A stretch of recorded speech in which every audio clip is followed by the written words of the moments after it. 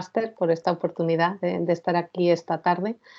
Eh, y bueno, y compartir un poco, sí, algunas de las reflexiones que surgieron de la tesis y que también he ido desarrollando, ¿no?, a lo largo de estos años en torno a esta idea de qué papel o cómo podemos entender de maneras distintas los mapas cuando estudiamos determinadas problemáticas en la ciudad. Mi intervención tiene un doble objetivo. Por un lado, me gustaría hacer como una invitación a que desconfiemos más sobre los mapas, en especial cuando tratamos de acercarnos a fenómenos complejos, por ejemplo, este que hablamos ahora de las desigualdades. Porque aunque podemos estar de acuerdo en que, por ejemplo, las injusticias urbanas son un problema, las explicaciones y respuestas que podamos adoptar para resolverlos no siempre tienen por qué coincidir. Y creo que, aunque los mapas no lo son todo en este debate de cómo abordar las injusticias, las desigualdades urbanas en las ciudades, creo que tratar o hablar sobre los mapas también ayuda a un poco complicar este debate y también ofrecer distintas soluciones o aportaciones. ¿Por qué los mapas? Porque creo y ese fue también un punto de partida de mi investigación en torno a los mapas cuando tratábamos de temas de geografía urbana, era porque estamos en un momento que se está produciendo una situación bastante curiosa. Por un lado, el uso de los mapas se está extendiendo a muchos niveles, se está democratizando y cada vez es más fácil que casi cualquier persona con un ordenador o con un smartphone no solo pueda consultar móviles, todos lo hacemos para orientarnos, pero también incluso producir datos y analizar y representar todos estos datos a través de sistemas de información geográfica, plataformas online, visores cartográficos. Pero esta democratización de estas prácticas cartográficas creo que algunas veces parten de una asunción del mapa como una herramienta analítica y visual neutral. ¿Sí? ¿Hay problema con la presentación? Se tendría que ver una imagen, lo digo porque veo el chat. Jo la veo bien, Vale. objetivos Sí, de sí, medida. Núria, Vale. la veiem bé. Vale, no, decía que igual no se veía nada.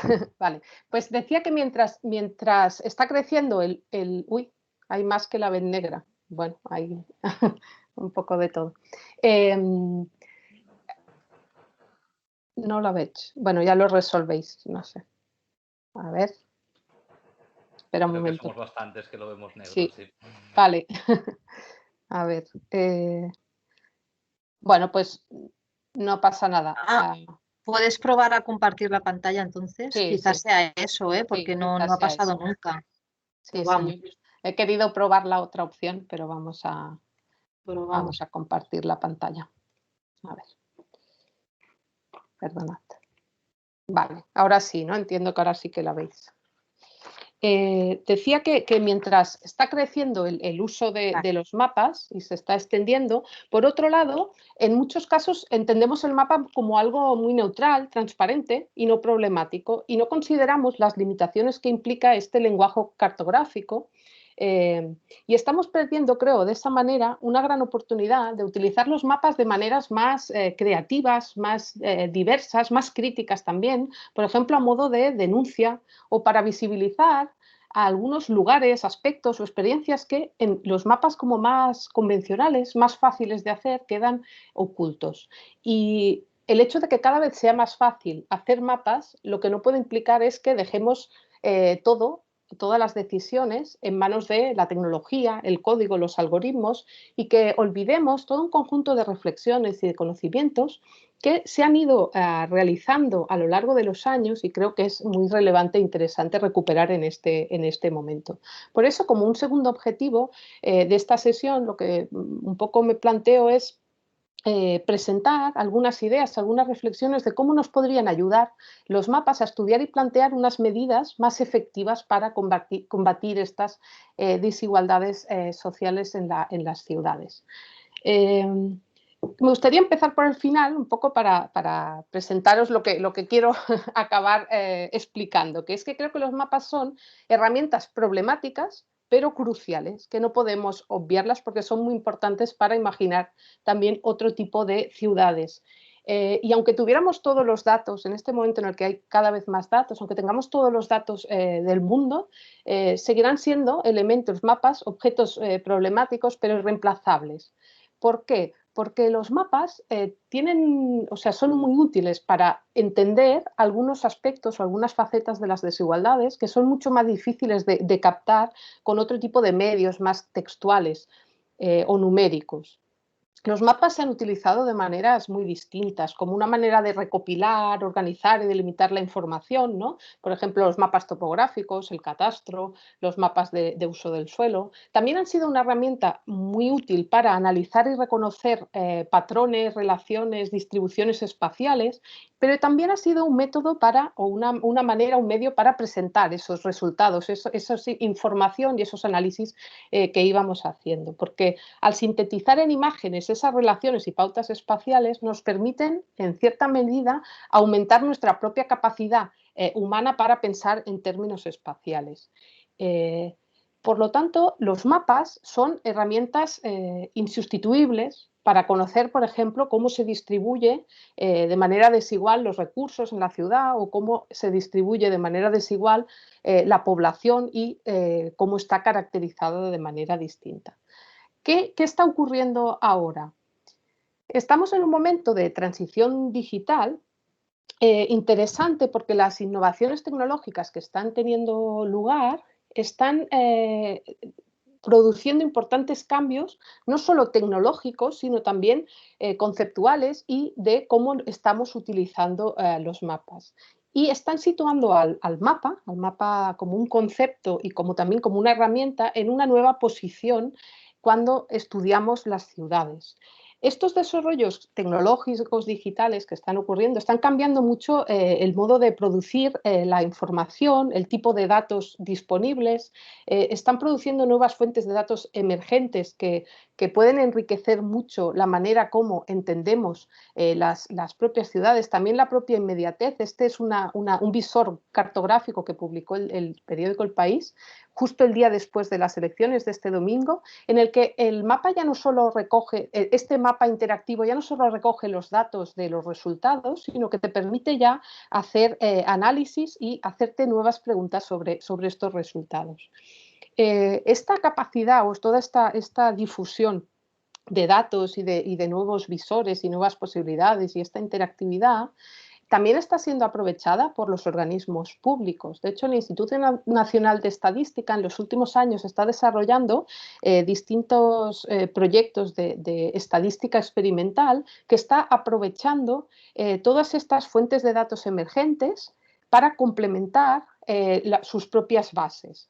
La del censo de población o la del padrón, que son mucho más rigurosas, pero que están más limitadas por el tiempo y por el coste que tienen, se están complementando con otras fuentes. Por ejemplo, en este caso del número de viviendas turísticas en España, se hace una explotación, un web scraping de los datos que hay en las plataformas más utilizadas de alojamiento turístico en España. Otro proyecto que tienen es este atlas de distribución de renta de los hogares, en el que ya disponen de datos sobre la renta de las familias y de cada persona a una escala muy, muy, muy detallada de sección censal. En todas estas fuentes emergentes, el mapa es muy importante porque es una manera de visualizar de una manera como muy sintética, muy inmediata y además permite poner en relación todos estos datos.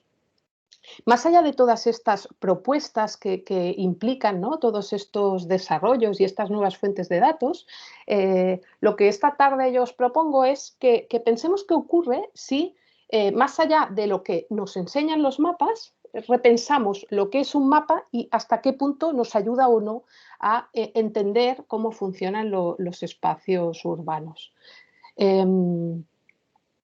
Claro, ¿qué es un mapa? ¿Y si un mapa no es algo tan inocente o tan transparente como pensamos? ¿Y si cuando utilizamos los mapas como fuente de información, por ejemplo, para analizar barrios vulnerables, los mapas nos convencen de que nos lo están contando todo, cuando en realidad lo que están haciendo es mirar el territorio, mirar estos espacios de una manera muy particular, mostrando, porque no puede hacerlo de otra manera, únicamente una parte de los problemas que allí existen y escondiendo en sus propias convenciones cartográficas, en la simbología, los colores, en las unidades que elige, otros aspectos que desaparecen.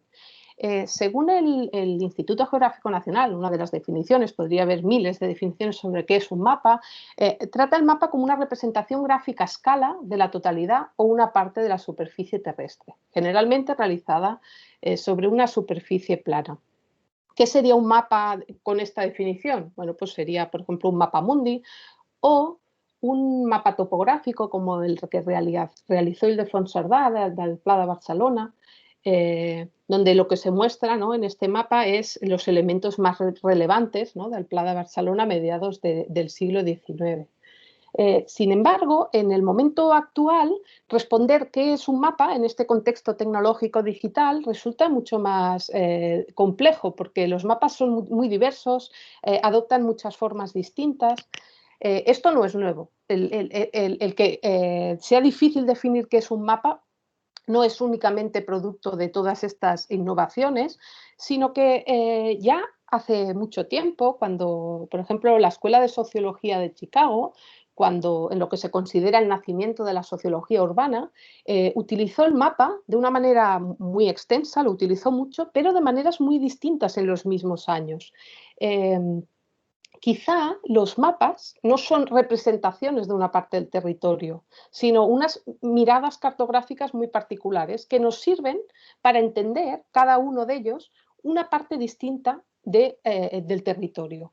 Y lo que nos soporta cada mapa es una parte de ese todo que ningún mapa por sí solo podría llegar a captar de manera total.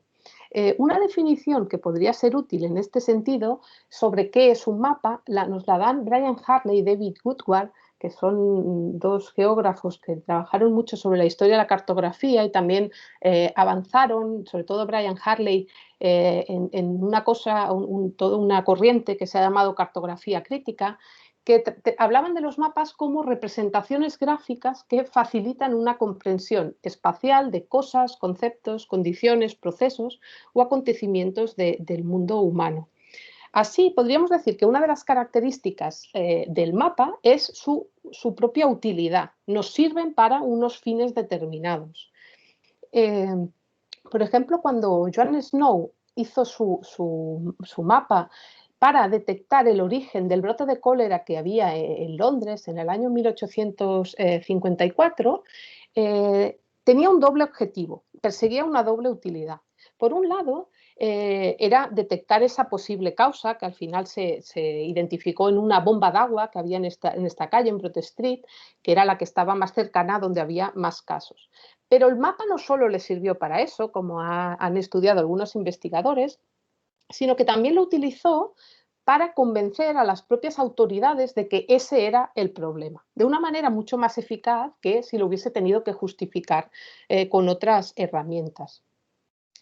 Soderstrom, el otro autor, os pondré algunas lecturas aquí, como tendréis el PowerPoint, si alguien tiene interés podéis consultarlo, porque algunas cosas las paso muy rápido, pero Soderstrom, a raíz de este caso, habla de los mapas como unas tecnologías visuales que ejercen su poder precisamente a través de este doble proceso de eficacia que tienen. Él habla de una eficacia interna y una eficacia externa en el mapa. En la eficacia interna le permite traducir con un conjunto de procesos y de decisiones una realidad como muy compleja y muy dispersa en una representación mucho más simplificada que transmite el mensaje. Pero además tiene una eficacia externa los mapas, ya que utilizan esta estrategia de convertirse en una representación del territorio para erigirse como una visión más autorizada, profesional, legítima sobre el mundo, al construirse de una manera más científica. Os hablaba de que repasaríamos algunos problemas o algunas dificultades que pueden surgir cuando intentamos utilizar los mapas para analizar las desigualdades. Uno primero son los propios retos más metodológicos que surgen cuando, debido a las particularidades que tienen las bases de datos espaciales. Por un lado, nos permiten vincular información, una información determinada con un lugar en el espacio. Sin embargo, por las particularidades que tienen los datos espaciales, se producen como distorsiones o limitaciones cuando utilizamos técnicas del análisis estadístico sin tener en cuenta estas características de los datos espaciales. Un problema analítico que surge al trabajar, sobre todo con datos agregados, por ejemplo, en los visores estos que veíamos de esta cartografía experimental del Instituto Nacional de Estadística, es lo que se conoce como el problema de la unidad de área modificable, que se refiere a la variabilidad o la inconsistencia de los resultados en función de las unidades o las escalas de agregación que utilizamos. Sobre todo porque se utilizan unas unidades arbitrarias que no tienen relación con el fenómeno cuando el fenómeno es continuo. ¿Cuál es el problema de este problema de la unidad de área modificable? Que a distintas escalas de agregación tendremos distintos resultados, vemos distintas cosas. En un mapa, en el mapa de arriba, ¿no?, solo aparecen como unas zonas, y en el mapa de abajo nos aparecen muchísimo más detalle, muchísimos más lugares sobre los que podríamos centrar más la mirada. ¿El problema cuál es? Cuando solo tenemos datos a una única, hay un micro abierto, creo, a una única escala, porque a distintas, cuando solo tengamos a una única escala, perderemos, no tendremos como esta comparación.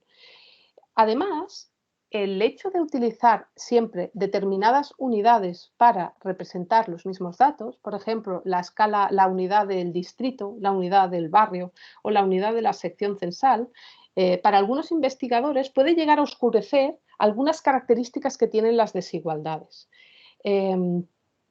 Por un lado, porque al representar siempre las características de la población a unas unidades determinadas, estas diferencias entre lugares acaban casi naturalizándose, como si fueran algo, como si fueran una evidencia y no el resultado de nuestra opción analítica al representar esos datos cartográficamente. Si siempre representamos la vulnerabilidad de los barrios a escala de barrio, esos barrios son vulnerables. Pero ¿y si hay otras escalas que nos explicarían mejor determinadas pautas o determinadas relaciones? Por otro lado, la facilidad para representar valores agregados también nos impide ver algunas problemáticas o algunas diferencias socioespaciales, pero que no tienen lugar de manera zonal, sino de manera más transversal. Por ejemplo, cómo determinados colectivos, por ejemplo, mujeres o gente mayor, tienen mayores dificultades en sus movimientos y en sus experiencias en la ciudad. Pensar en las características de la población urbana únicamente por categorías sociales estables, ámbitos cerrados, separados, en lugar de por temáticas o por colectivos, puede suponer también la invisibilización de algunas problemáticas que nunca van a aparecer en los mapas por estar siempre mirando las cosas de la misma manera. Otro problema que surge, perdonad, aquí.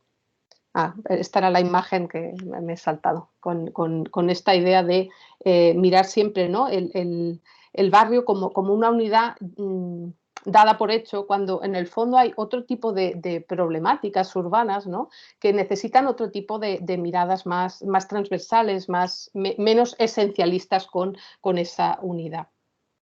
Otro problema que surge cuando trabajamos con datos geográficos espacializados al tratar con colectivos vulnerables en la ciudad, por ejemplo, se conoce como el efecto de borde y tiene que ver con el error de interpretación de un análisis derivado de la dependencia de unos datos que no estamos considerando por distintas circunstancias. Un ejemplo visual de esto es un estudio que se hizo hace unos años, un catálogo de barrios vulnerables en España, en el que, por ejemplo, la mina del municipio de Sant Adrià de Besòs desapareció de este análisis. No es que no fuera un barrio vulnerable, pero en este caso, en este estudio, solo se incluyeron ciudades de más de 50.000 habitantes. Por lo tanto, a pesar de que en la realidad el barrio de la derecha sería la mina, el barrio de la izquierda sería Besòs y solo están separados por una avenida, en este estudio, en este análisis de barrios vulnerables, la mina no entraba en el análisis. No es únicamente un problema que desaparezca un barrio entero con muchos problemas sociales, sino además el propio análisis de Besós, sin tener en cuenta lo que tiene al otro lado de la avenida, también resulta debilitado. Por lo tanto, es un efecto inevitable, pero que también tenemos que considerar. Otro problema también que puede surgir cuando cartografiamos datos sociales para analizar la vulnerabilidad o la desigualdad urbana tiene que ver con los tiempos urbanos. Los datos que tenemos disponibles para caracterizar a la población suelen hacer referencia a un momento concreto, normalmente además bastante desactualizado, pero no tenemos datos continuos, sino que vamos teniendo datos en distintos momentos. Esto dificulta mucho la detección de cambios a lo largo del tiempo o entre periodos, ¿no? Por ejemplo, la crisis del 2007 fue difícil de estudiar porque entre el censo del 2001 y el censo del 2011, ¿no? Quedó como todo ese tiempo sin unos datos como más detallados. Además, la identificación de los cambios en el tiempo a través de los mapas con datos sociales resulta complicado porque impide valorar si las políticas públicas que se implementan han sido efectivas para los colectivos a los que iban dirigidas. Cuando vuelve a haber datos disponibles y ese barrio, los datos de ese barrio han mejorado, ya no podemos estar seguros, aunque en el mapa nos diga que están mejor, si es precisamente los colectivos los que han mejorado o han sido expulsados de allí y ha llegado gente nueva tras la intervención, por ejemplo. Además, las representaciones cartográficas que utilizan datos sociales procedentes, por ejemplo, del censo o del padrón, al estar localizadas en base al domicilio censal de las personas, el lugar donde está cada persona censada, acaba priorizando o acaba significando más una situación administrativa que otros lugares que podrían ser quizá más explicativos o más significativos para las vidas de algunas personas, el lugar de trabajo, el lugar de estudio. Finalmente, la propia elección del tipo de representación temática que elegimos para representar los datos, por ejemplo, el mapa de coropletas, que es muy fácil de utilizar, ¿no?, en los sistemas de información geográfica o en los SIC, porque ya vienen los datos agregados y tenemos esas unidades, también ha sido cuestionada porque, a pesar de la utilidad que tiene para ofrecernos una imagen global del fenómeno analizado, no son capaces de representar esas variaciones internas que hay dentro de las unidades, al representar siempre valores medios que no se tienen por qué corresponder con lo que allí ocurre. Por otro lado, también puede llegar a exagerar las diferencias que hay entre distintos ámbitos cuando pertenecen a clases distintas. Una de las representaciones alternativas que encontramos al mapa de coropletas es el mapa, lo que se conoce como mapa asimétrico, que es un tipo de mapa temático desarrollado también paralelamente al mapa de coropletas a mediados del siglo XIX, aunque ha sido mucho menos utilizado hasta recientemente, en el que ya las administraciones, por ejemplo, la área metropolitana de Barcelona lo está usando mucho en los informes, en los mapas que está realizando. Mientras el mapa de coropletas representa la información utilizando unos ámbitos predeterminados, normalmente límites administrativos como municipios, distritos, barrios, secciones censales, que no tienen por qué tener una relación con el fenómeno analizado, en los mapas asimétricos la delimitación de los ámbitos se suele definir en base a otra variable más, otra fuente complementaria, por ejemplo el mapa de usos del suelo. Así, lo que permite el mapa asimétrico es representar las discontinuidades que hay en la distribución de la población y en las características, no únicamente de una manera formal, sino también física, incluyendo, por ejemplo, los cambios en el uso del suelo o las grandes infraestructuras. El mapa asimétrico es especialmente útil para representar valores en zonas donde hay grandes diferencias de densidad de la población o zonas residenciales que están junto a grandes sectores de actividad económica, ya que resuelve uno de los problemas gráficos más importantes en el mapa de coropletas, que es la sobrerepresentación de aquellas zonas que tienen una gran superficie pero poca población, y que lo que lleva al final es que el mapa de coropletas en determinadas zonas nos explique más sobre la forma y el tamaño de las unidades administrativas que sobre la propia vida de las personas que viven en ellas. En este mapa, por ejemplo, estos tres mapas, en el de la izquierda, que sería este de coropletas, y en el de la derecha, que sería una representación asimétrica, por ejemplo, la percepción que podemos tener de cómo son las características de la población en Trinitat Vella, que sería este número 1, son muy distintas en un lado y en otro, ¿sí? De hecho, la elección de un tipo de representación u otra no es únicamente un aspecto técnico de cuál nos es más útil para el análisis, sino también tiene implicaciones políticas y responde a intereses. Una alternativa al mapa de Coropletas para salvar ese problema de la sobrerepresentatividad de las zonas con mucha superficie son lo que se conoce como cartogramas o mapas anamórficos, que es un tipo de representación cartográfica que transforma el tamaño y la forma de las áreas en base a la variable que representa, por ejemplo, la población, ¿sí? En el caso de la izquierda sería un mapa de Coropletas en el que cada municipio está representado por su superficie, y en la derecha la geometría de ese ámbito está proporcionada a la población que acoge. Claro, ¿cuál es el mapa más correcto? Pues no hay uno correcto, lo que está claro es que sí que habrá interés por utilizar uno u otro dependiendo un poco de qué te interese destacar. Si lo que quieres destacar es que hay una mayoría independentista, seguramente utilizarías el mapa de la izquierda. Si lo que quieres demostrar es que hay una mayoría no independentista, seguramente el de la derecha. Aquí es donde nos surge un segundo problema al trabajar o al utilizar datos para analizar la vulnerabilidad y la pobreza urbana, que es la selectividad interesada que tiene el mapa. Un problema al tratar de estudiar los problemas urbanos con mapas es que les resulta muy difícil a los mapas captar toda la complejidad y la multiplicidad que caracteriza al espacio urbano. El proceso de transformar el mundo material en toda su complejidad a una representación cartográfica siempre dará como resultado una simplificación, una representación mucho más limitada, mucho más parcial que la propia realidad. Al tener que seleccionar de todas las variables, al tener que simplificar, al tener que traducir toda esa realidad a un lenguaje gráfico de puntos, líneas, polígonos, píxeles. La complejidad en la ciudad, además, resulta especialmente complicada por la densidad de elementos y de experiencias que conforman el espacio urbano. Una complejidad que es tanto física, por la propia verticalidad, la variedad de usos, la tipología, pero también social. Surgen muchísimas dificultades al tratar de representar la diversidad humana a través de símbolos y de unas categorías sociales claras, estables y fijas, ¿no?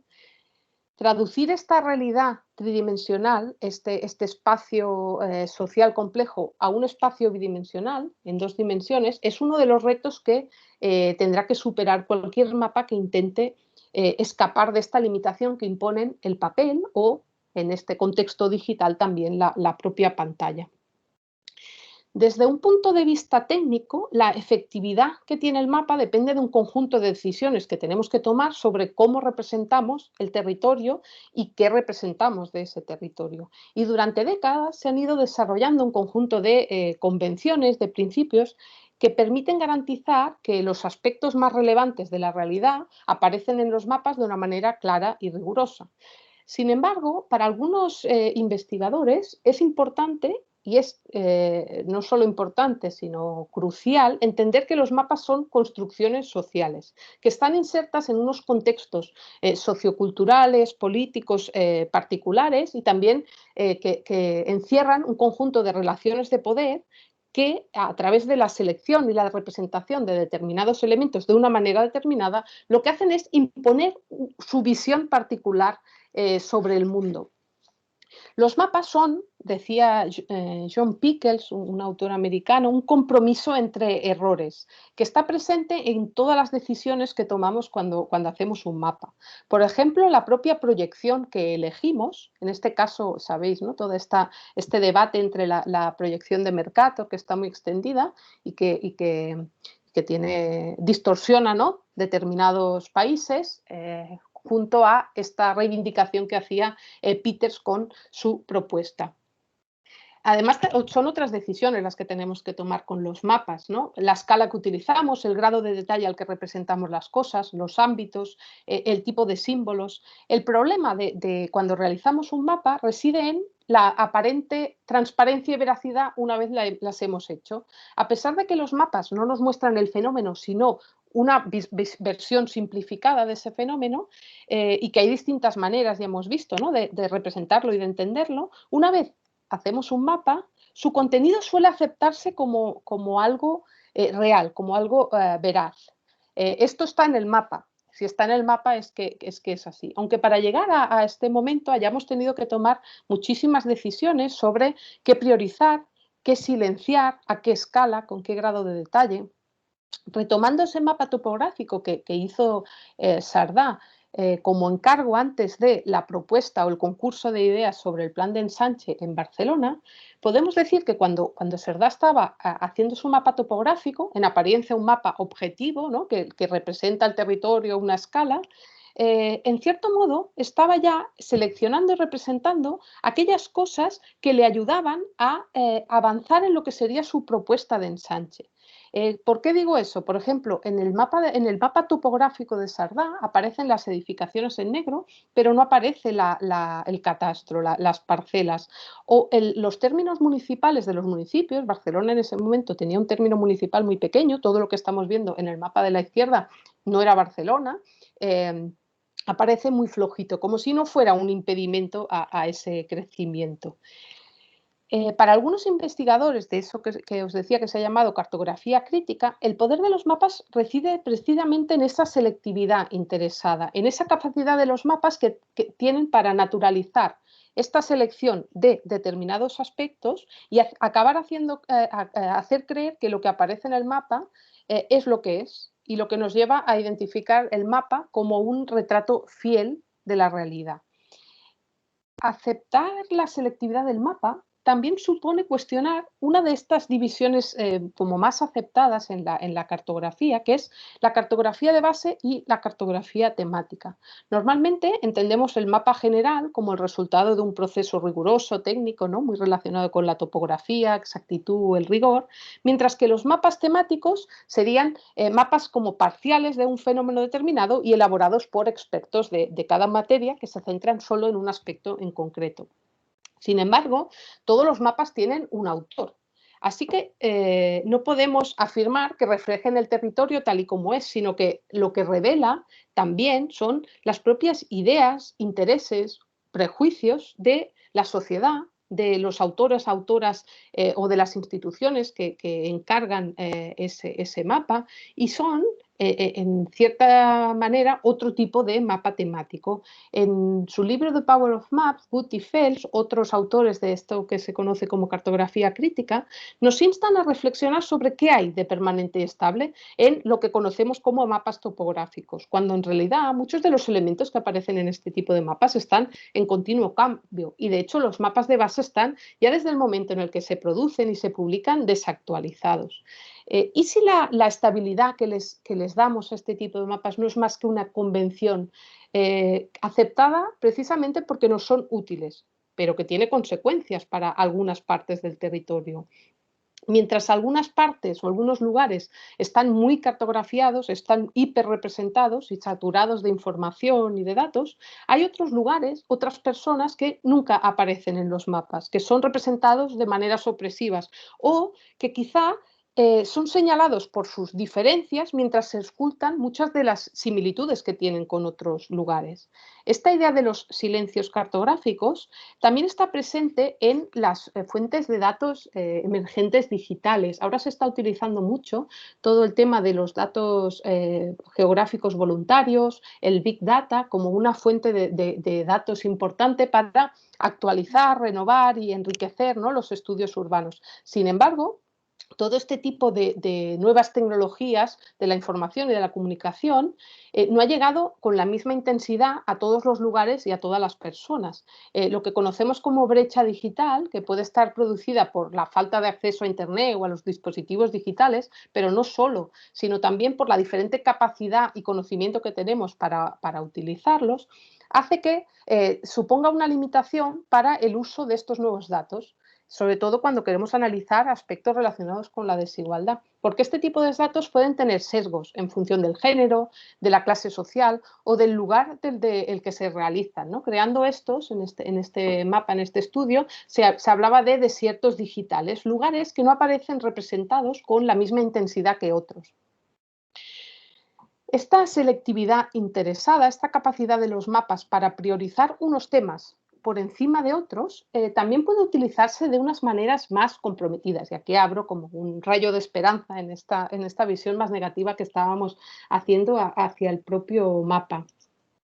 Un caso muy interesante fue la expedición de Institutos Geográficos de Detroit, que se desarrolló entre el año 1969 y 1971, un tiempo muy breve, pero que ha sido considerada un importante antecedente y una inspiración para propuestas urbanas participativas al combinar la educación, el aprendizaje y la investigación en un entorno urbano vulnerable de maneras muy innovadoras. En esta experiencia los mapas tuvieron un papel muy relevante. Y hay un libro de Nuria Benac, de esta colección de esta editorial Icaria, que va sobre estas experiencias y sobre todo sobre la figura de William Bunge. La experiencia esta de las expediciones estuvo muy vinculada a la personalidad y a la iniciativa, a la energía, ¿no?, de Bill Bunge, que un geógrafo norteamericano que tras un brillante inicio como geógrafo teórico se trasladó a la Universidad de Detroit y utilizó su formación cuantitativa y también cartográfica para impulsar las expediciones. En esos años Detroit era una ciudad que en plena crisis y desindustrialización, y la comunidad negra veía frustradas sus expectativas laborales. Y había muchos conflictos y surgió, ¿no?, todo un estallido de disturbios en esos años, en el año 1977 especialmente. Bunge llega a Detroit y en ese contexto le marca mucho conocer a un grupo de jóvenes activistas negras, entre ellas la chica de la imagen en el centro, que es Gwendolyn Warren, que le hicieron ver la utilidad que podría tener la geografía ante esos problemas sociales. La geografía, decían ellos, tenía que ser capaz de ayudar de una manera más directa, más relevante a mejorar las condiciones de vida de las personas que sufrían la desigualdad y la opresión. Decía Bunge que la función de los geógrafos no tendría que ser solo cartografiar el mundo, sino también cambiarlo. Para ello empezaron este proyecto que combinó una investigación participativa sobre la desigualdad, la pobreza y la segregación racial en Detroit con un proyecto pedagógico y formativo que posibilitó el acceso a cursos universitarios de geografía y de planificación urbana a centenares de estudiantes negros que habían tenido que dejar los estudios. La idea de las expediciones era recapturar esta idea de la exploración, muy asociada a la geografía del siglo XIX, pero en este caso los territorios desconocidos, los de territorios a descubrir eran las propias ciudades y eran los propios nativos los que estaban al mando y ponían su punto de vista en primer lugar, lo que permitía entender de una manera más adecuada estos territorios inexplorados y que resultaban, Bunge decía, siempre invisibles para los académicos, porque no los estudiaban. Al ser testimonios directos de los problemas que sufrían, Warren y otros estudiantes podían identificar problemas que para otros estudiantes blancos ni existían. Por ejemplo, tras una visita a una de las salidas, una de las exposiciones que hicieron, Gwendolyn Warren decía que le indignaba mucho los comentarios que hacían los estudiantes blancos, porque decía que solo hablaban de las cosas que habían visto, la suciedad, el mal estado de los edificios, los coches abandonados. Para ella, lo más grave era lo que no habían visto en esos barrios pobres. Hemos visto latas de cerveza, botellas de whisky vacías, pero no hay basuras de niños, no hay papeles de caramelos. Para analizar o para explotar esta idea, realizaron una investigación con entrevistas en dos áreas pequeñas de juego situadas en dos barrios muy distintos, uno con una mayoría de población blanca y otro de mayoría de población negra. Las observaciones y los resultados que extrayeron de estas entrevistas se representaron en un mapa. Y lo que hace este mapa es invertir esta división entre elementos permanentes y elementos temporales. El mapa representa cosas que nunca aparecen. Por ejemplo, farolas, gatos, perros, botellas rotas, coches abandonados, bicicletas, juegos, y no aparecen otras cosas que serían como lo que normalmente suele aparecer en los mapas urbanos, ¿no? Las parcelas, las carreteras. Otro ejemplo este conocimiento directo y de cómo influye la propia posicionalidad de las investigadoras en los mapas que realizan, fue una investigación que hicieron sobre los mordiscos de rata a bebés en la ciudad de Detroit, que la propia Warren había vivido en primera persona cuando era pequeña. El problema que se encontraban en este caso cuando quisieron hacer este tipo de mapa era que no había información oficial sobre este tema, porque a pesar de que era algo evidente para cualquiera que viviera en esos barrios, en los hospitales solían registrar este tipo de incidentes como negligencia o como abuso y invisibilizaba un problema que era generalizado. Como no había datos, lo que hicieron fue tirar un poco de contactos personales y cartografiar todos estos casos que conocían. Lo que les permitía denunciar, ¿no?, esta realidad. Los de la expedición eran bastante críticos con los datos oficiales que recogía el censo. Les parecía que no eran útiles porque lo que no tenían en cuenta eran las particularidades y las diferencias que había entre las distintas zonas de la ciudad y que no acababan de representar cosas relevantes. Un tercer problema con los mapas es la capacidad que tienen los mapas para producir y construir la realidad. En cierta medida preceden al propio territorio y también condicionan nuestra manera de entenderla. El mapa en este sentido es una herramienta muy eficaz porque permite relacionar aspectos sociales con lugares físicos. En el mapa se combinan o coexisten, ¿no?, cosas que podemos tocar con otras cosas que son interpretaciones. Los mapas han sido elementos fundamentales en la historia de la geografía, pero también en consolidar la propia disciplina como un conocimiento que ha sido muy útil para los propios estados y el propio poder político y económico. En particular, los mapas temáticos han sido claves para consolidar los estados modernos, porque a través de esta mirada cartográfica, obteniendo esta imagen simplificada de la sociedad, les permite a las administraciones actuar desde la distancia y sobre grupos de personas concretos, que es un elemento clave para cualquier administración organizada por niveles.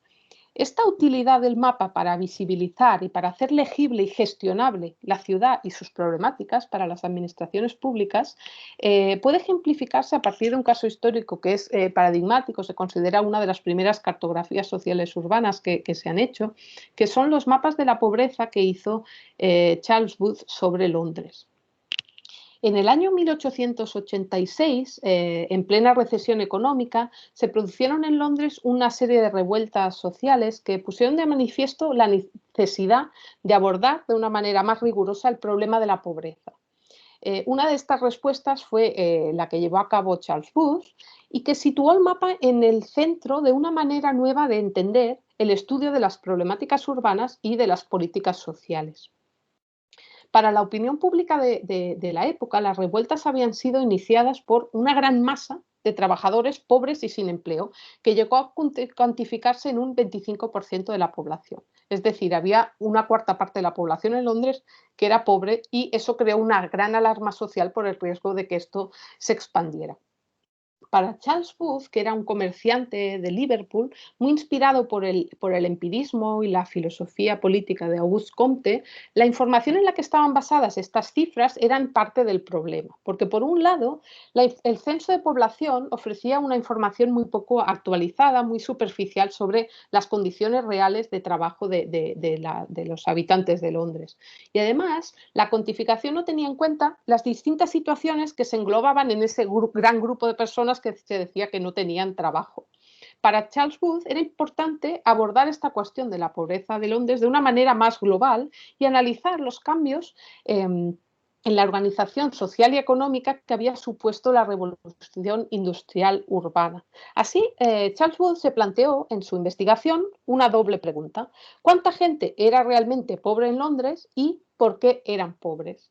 Responder a estas dos cuestiones suponía, por un lado, reconocer que era necesario desarrollar un método de investigación más riguroso. Los datos con los que contaban no eran suficientes.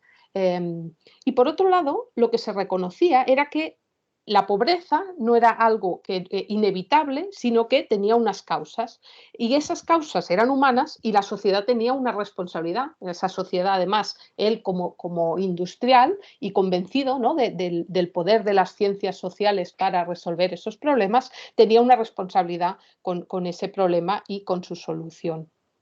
Como la información era insuficiente, Booth se planteó la necesidad de, él lo intentó a través de mecanismos más oficiales, pero no le hicieron caso y utilizó parte de su fortuna para recoger él mismo la información. No él mismo, pero contó con un grupo de voluntarios y de investigadores.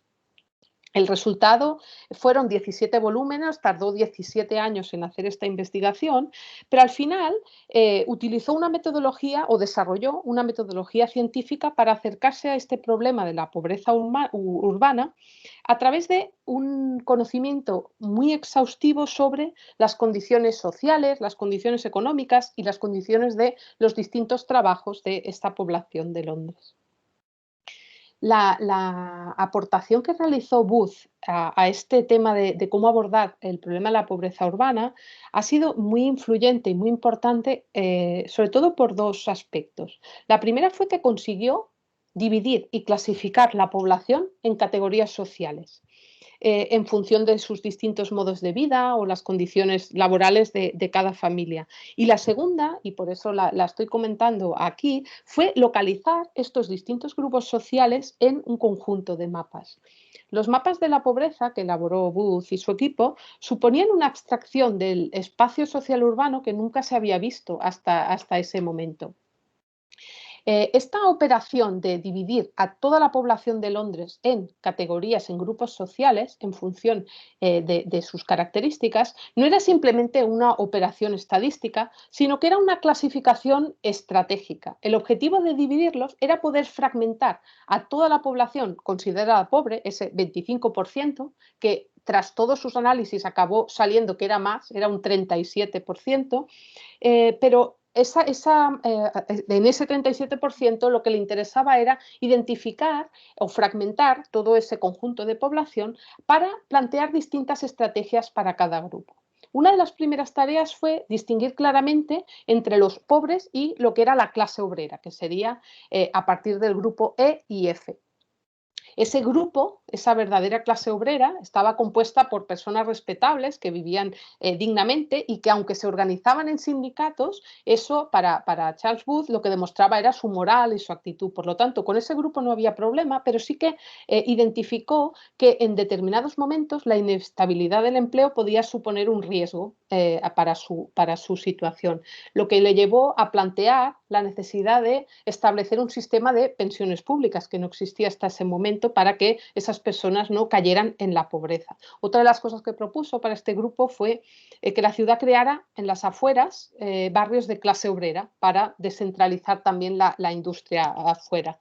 Una segunda tarea en este objetivo, ¿no?, de dividir a la población fue excluir o identificar bien la clase A. La clase A, que serían los más pobres, estaría compuesta por un grupo de personas ya apartadas de la civilización, sin ningún interés para Charles Booth en entrar en el mercado laboral. Esta clase lo que se proponía era que fuera erradicada de las ciudades a través de la represión policial e impedir su reproducción.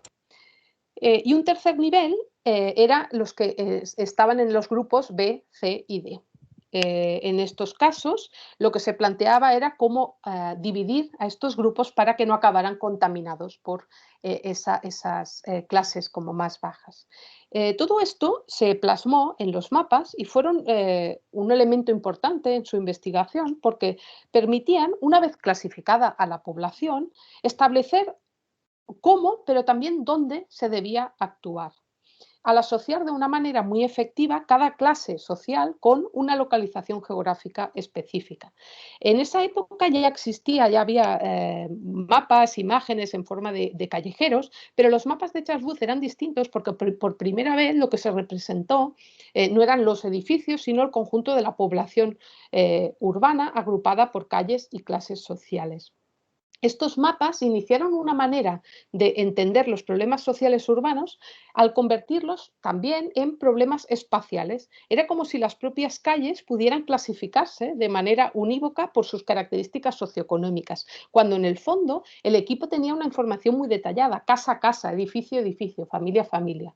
Sin embargo, la decisión fue representar o agregar toda esa información a nivel de calle.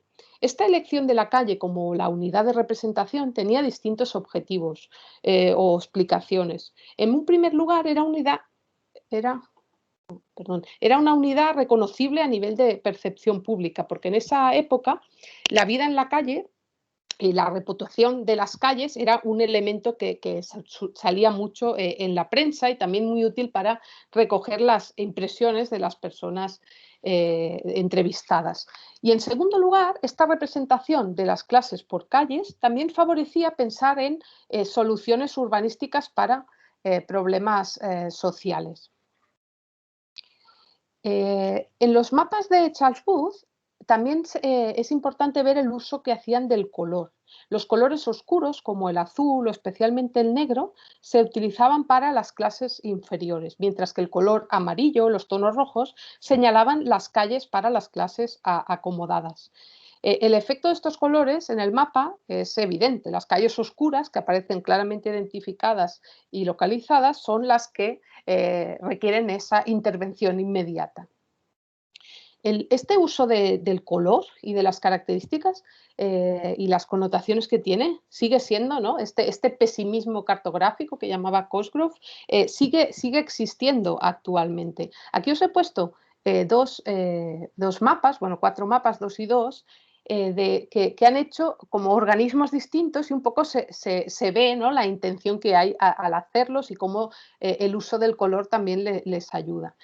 El mapa de la izquierda es un mapa que está en un informe del Ayuntamiento de Barcelona para representar esta evolución, ¿no?, en el nivel en la distribución de la renta familiar disponible, en la que los barrios más pobres de la ciudad aparecen como en un color más clarito, más amarillo. Sin embargo, con los mismos datos, en un periódico apareció este otro mapa en el que los valores más pobres, los barrios más pobres aparecen en un negro. Claro, el efecto es muy distinto, ¿no?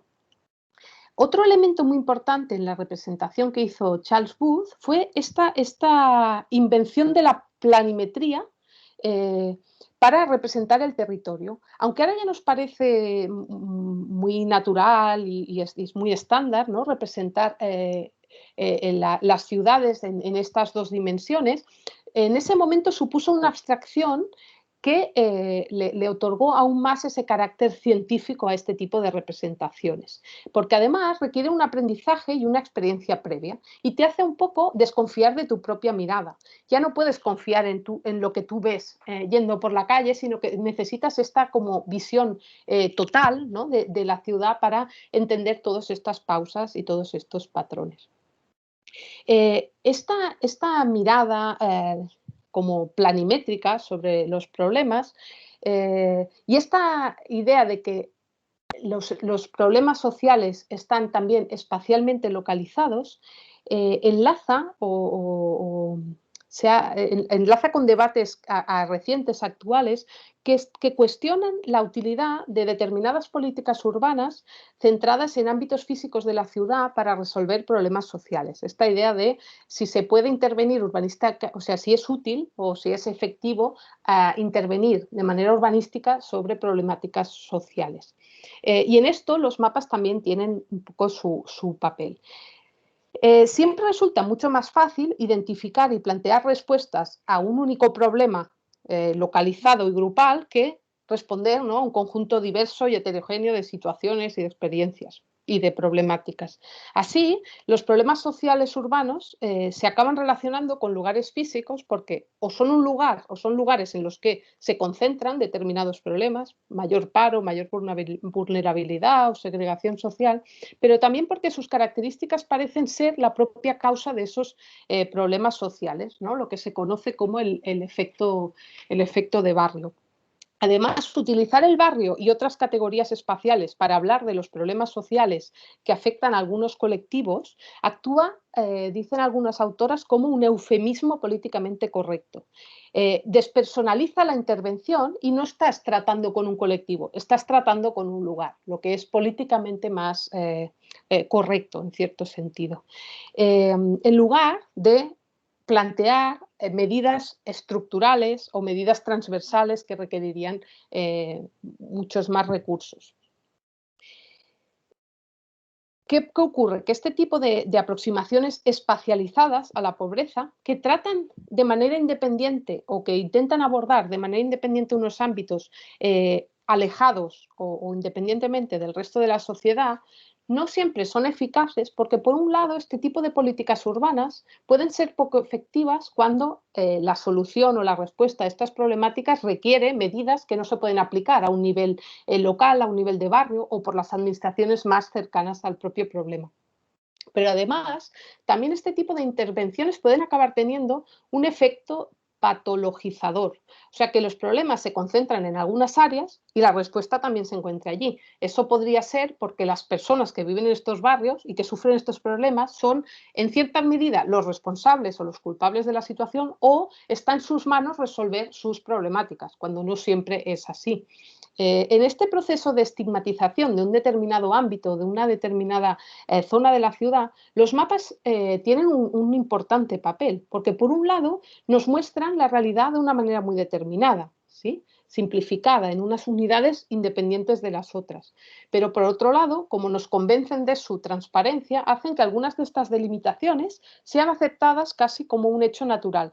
Y nos olvidemos de que en el fondo son el resultado de una serie de procesos y de decisiones sociales, históricas, políticas, ¿sí? Determinadas barriadas, determinados barrios vulnerables son el resultado de una decisión muy consciente. Por ello podríamos preguntarnos, por ejemplo, hasta qué punto la propia delimitación de estos ámbitos influye en cómo entendemos e intervenimos sobre ellos. Y quizá no sería más efectivo en determinados casos otro tipo de aproximaciones que no dieran por sentado esas unidades y esa relación, ¿no? Espacial. Aquí abro para el debate por si queréis lo comentamos luego. Un último aspecto, otro problema ya como extremo sería el mapa ya como causa de la propia segregación o de las propias desigualdades. En determinados casos el mapa ha sido utilizado de una manera activa para forzar estas desigualdades. Las causas de la segregación espacial en las ciudades son muy diversas. O sea, el hecho de que en unos sitios haya unas características u otras.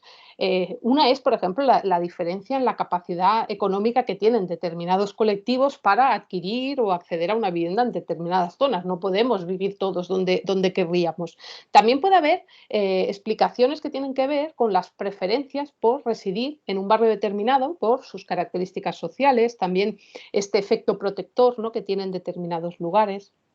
Pero también está relacionada la segregación espacial o socioespacial con prácticas discriminatorias que limitan el acceso al mercado inmobiliario, limitando las zonas en las que algunos colectivos pueden residir. Un caso extremo de este último factor es la práctica histórica que se conoce como redlining, en la que los mapas tuvieron un papel muy destacado.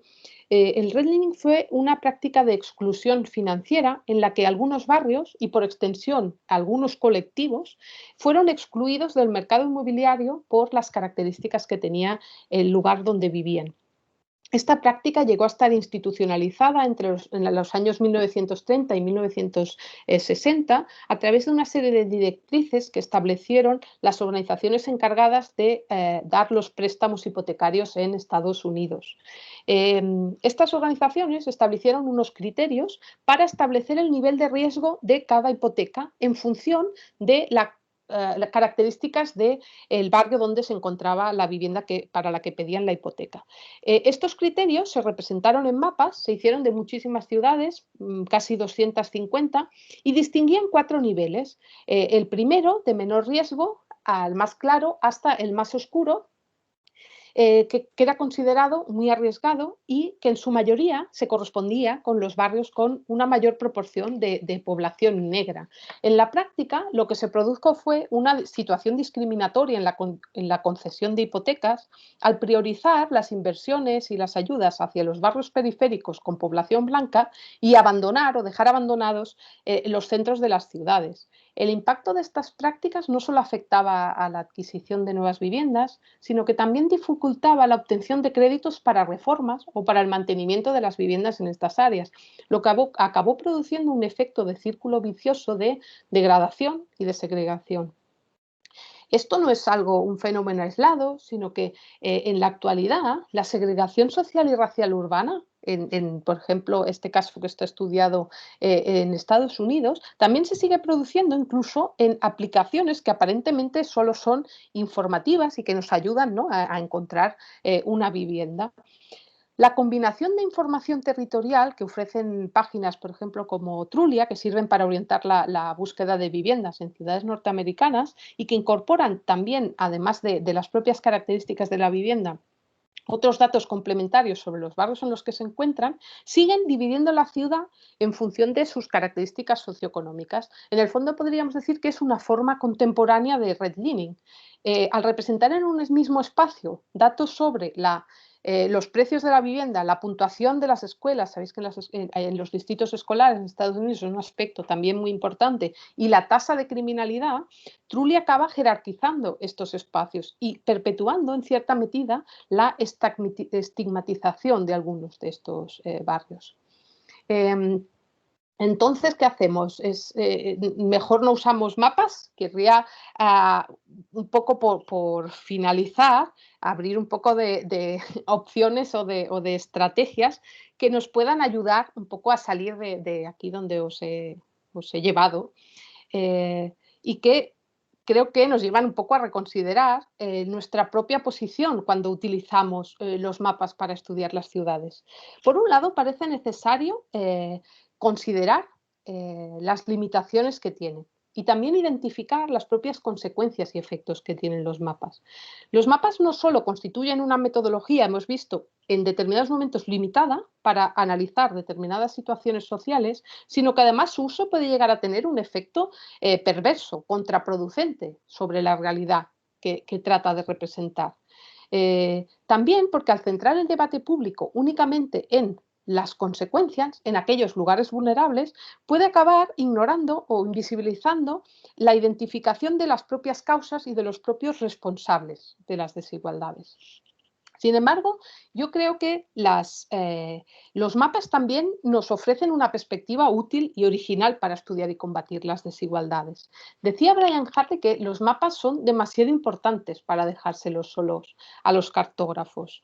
Así que para recuperar esta importancia, para recuperar este uso del mapa de una manera mucho más consciente, me gustaría para finalizar plantear 3 estrategias que creo que pueden ser útiles en este uso más consciente del propio mapa. La primera estrategia es ampliar nuestras ideas sobre qué son los mapas urbanos. En gran medida, esta renovación, esta reflexión sobre que los mapas pueden ser muchas cosas, es inevitable en el momento actual, hemos visto, ¿no?, por los profundos cambios que está suponiendo la propia transición digital.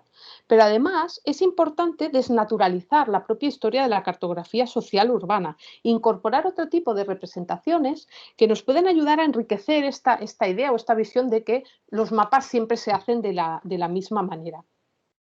Esta inspiración la podemos encontrar en muchos lugares. Los mapas nos pueden ayudar a pensar geográficamente y por eso pueden establecer un diálogo entre personas, colectivos que están actualmente cartografiando, que están actualmente pensando la ciudad, pero también con voces más críticas que combaten las injusticias sociales urbanas. Un caso histórico que puede servir de inspiración es este mapa gráfico que hizo precisamente William Bunge sobre las transferencias de dinero en el Detroit metropolitano desde los slums que realizó en el año 1975 y en el que se denuncia el expolio que sufren algunos barrios deprimidos centrales por unas relaciones económicas desiguales que se establecen entre las distintas partes de la ciudad. Que implica la extracción de rentas y de pagos que hacen estos barrios, pero que luego no son revertidos en ellos. Las desigualdades son procesos dinámicos y relacionados, y las causas y efectos no siempre se encuentran en el mismo sitio. Por ello, los mapas son útiles para revelar quién gana y quién pierde en este desarrollo geográfico desigual. Los lugares más vulnerables de las ciudades podemos considerarlos como síntomas espacializados de unos procesos que tienen lugar a distintas escalas y a distintos tiempos. ¿Cómo podemos relacionar estos lugares? Un reto importante para las prácticas cartográficas socialmente comprometidas en adoptar una perspectiva espacial crítica es cómo representar estos procesos urbanos, ¿sí? No el resultado, sino los propios procesos. Un ejemplo o cómo se puede utilizar el mapa, ¿no? como estrategia visual, pero también a modo de denuncia, es el proyecto que se conoce como el $1 Million Blocks, que fue desarrollado por la Universidad de Colombia. Y en esta experiencia, que está enmarcada en una propuesta más amplia de mejorar la política penitenciaria en Estados Unidos, se utilizan los mapas como representación, pero también como una estrategia política. El concepto de $1 Million Blocks, el bloque del $1.000.000, hace referencia a un patrón geográfico que se identificó al analizar los datos de las personas encarceladas. En lugar de analizar dónde se cometen los crímenes y hacer un mapa de la criminalidad, lo que hicieron en este proyecto es analizar dónde vivían las personas que habían sido encarceladas. Relacionando los datos con los costes que tenía cada encarcelación, se elaboró una cartografía que revelaba o representaba algunos de estos bloques en los que se concentraba todo el dinero que se gastaban en esas personas que eran encarceladas y que en algunos casos llegaba a superar el $1 millón. El objetivo de estas representaciones era, por un lado, llamar la atención sobre la poca eficacia que tenía la política penitenciaria, que acababa afectando a unos colectivos muy concretos que eran sistemáticamente castigados en un círculo vicioso en el que, cuando los presos salían de la cárcel, volvían a unos barrios en los que había muchos problemas sociales y que en muchos casos los volvían a llevar a la cárcel, en su mayoría muy relacionados con el propio tráfico de drogas. Por otra parte, los mapas también les servían para abrir el debate sobre otras opciones que habría para abordar este problema. Una propuesta para reinvertir todo ese dinero en acciones más efectivas en las propias comunidades que trataran las causas reales de ese círculo vicioso. Para sus autores, los mapas ofrecían una oportunidad para revisar las consecuencias que tenía una política que invertía muchísimo dinero en la infraestructura judicial y que, si se invirtiera en los barrios, podría realmente cambiar las cosas de raíz. Una segunda estrategia que puede ser útil ante el uso de los mapas es adoptar una actitud reflexiva, que es un poco crítica el contexto, los intereses, la ideología y todas las tecnologías que hay implicadas cuando hacemos mapas. Analizar de todas las decisiones que tomamos, qué efectos y qué consecuencias tienen los mapas que hacemos. ¿Quién no aparece en los mapas? ¿Qué no aparece en los mapas?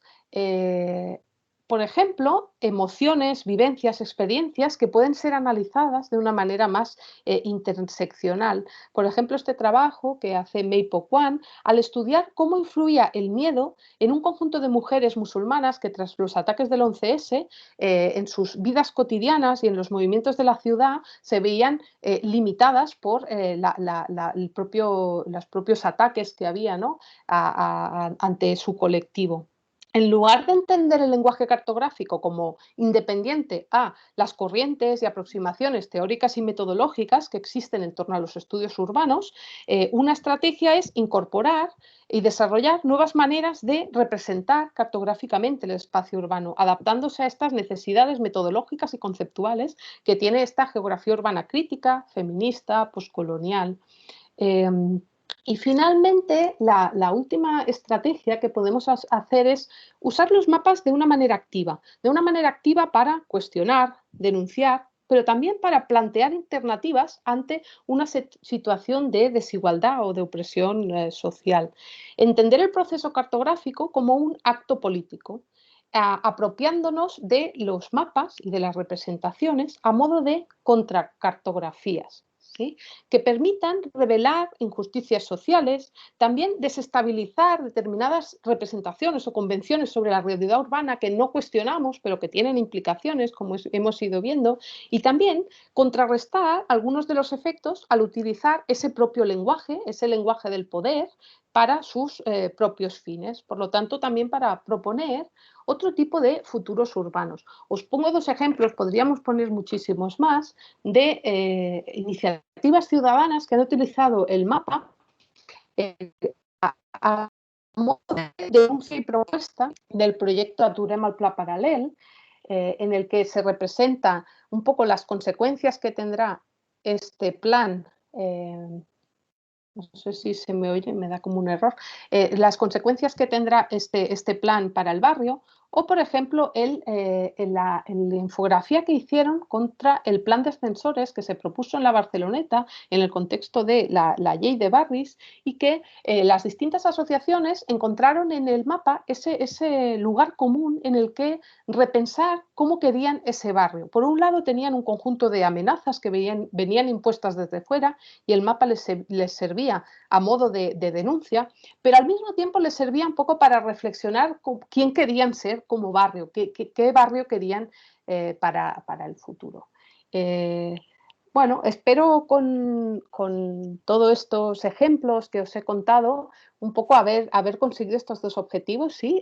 Un poco ampliar nuestras ideas sobre lo que son los propios mapas, desconfiar más de los mapas, pero también invitaros a utilizarlos, porque creo que son una herramienta que cuando intentamos analizar las ciudades y adoptar esta perspectiva espacial, que siempre es muy, muy interesante y muy útil, creo que los mapas nos ayudan mucho. Y hasta aquí. Muchas gracias, Nuria. Muchas gracias por tu presentación tan sugerente que has hecho. Muy bien, dejas de compartir, ¿eh? Sí, basta, ¿no? Nos has comentado muchas cosas interesantes. Yo, si acaso, destacaría